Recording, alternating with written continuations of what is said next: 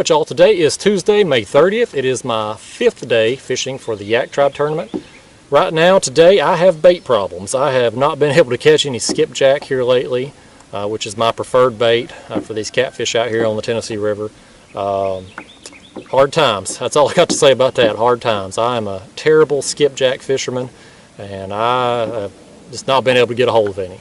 I went last night to try to get some white bass, and the area I was going to fish was just so crowded it was just impossible. So I said heck with it. So today I'm just going to get some live bluegill, and we're going to try some live bait out here for them today. So I'm going to catch a few of these and we'll get started. Alright y'all, so I was able to get some live bluegill and I've got them soaking right now. Fishing the same area that I was on Friday, just a little secondary channel. I've got 2 baits placed right along the main break line, and then I've got 2 more baits placed up real shallow. And you know, we're going to give it a shot. Live bluegill is not a bait that I have a great deal of confidence in. I said that in my last video. If you don't have good bait, you don't have much.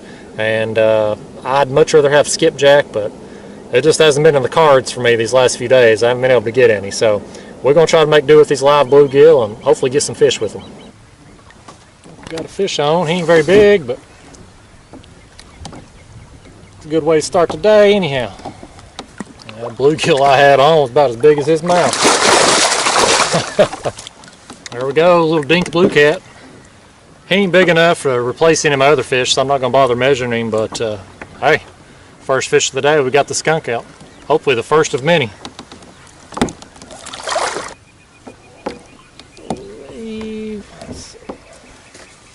Yeah, that's a dink. Another dink.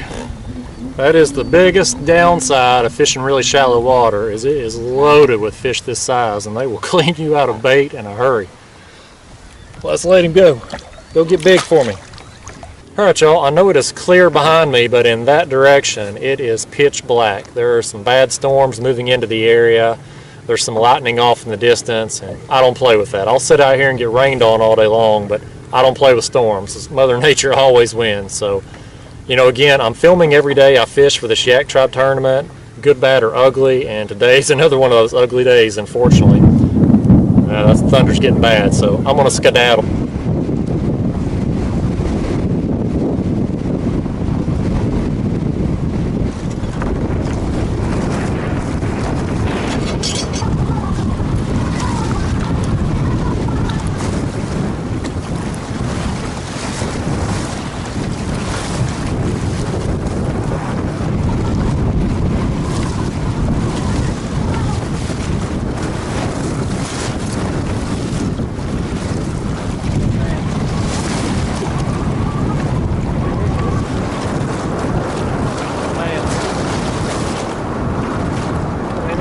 Massive swells. Massive.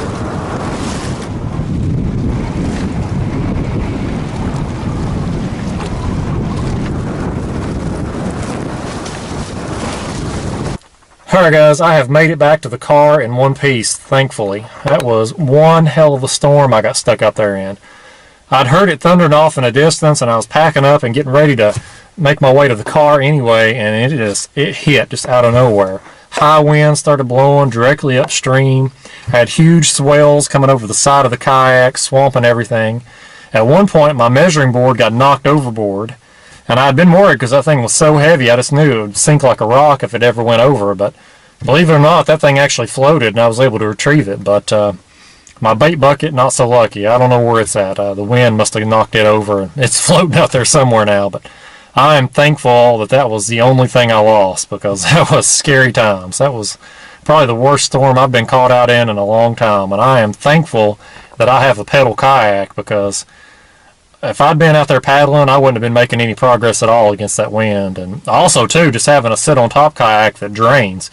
If I'd been in my old Native Ultimate that was a sit-inside kayak, that thing would have filled up like a bathtub, and that would have been real bad on me. But I'm lucky. As bad as I got it out there today, I'm very lucky. But I'm going to go home and dry out, and hopefully the next time I fish, it'll be a little bit drier weather. I'll see you next time.